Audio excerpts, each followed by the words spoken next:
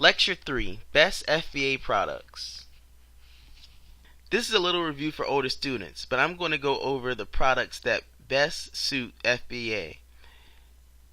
We'll start with the dangerous products. The most important on this list that people have the hardest time with is number 1. Stay away from products that rely heavily on brand names. If there's already a product you think of that has top-of-mind brand recognition, you want to avoid it. Think, batteries is Duracell, so stay away. Diapers, Huggies, so stay away. Bacon mats, I draw a blank. Find products just like that. The rest are self-explanatory. You don't want heavy or large items due to shipping costs, and you don't want seasonal items because you want products that can sell all year long. These are questions you ask yourself when you stumble along a product. The answers that I put here are the ideal answers to those questions.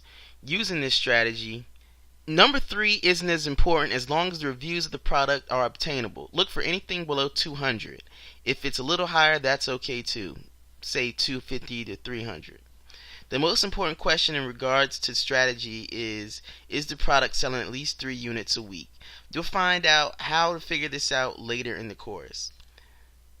Number 8, customizability is also a good question. It's a question I debate back and forth with when it comes to my strategy. It's not necessary, but to protect yourself from others who may try to list their item beside yours, it may be something worth doing.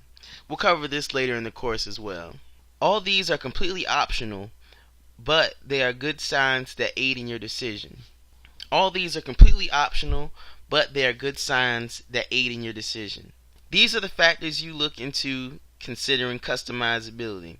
All these can be utilized to pull sales from a competitor. Once you beat them out or get close to the review count, you'll be able to win every single time. $15 to $40 should be your goal for any product you choose going with this strategy. This strategy works best when you go for higher priced products. Try finding products above $20 if your budget allows. You definitely don't want to go below $7 in this strategy, maybe even $10, because again, you want to allow yourself a decent amount of income. And when I say price here, I mean retail, what you'll be selling it on Amazon for. On to the next lecture.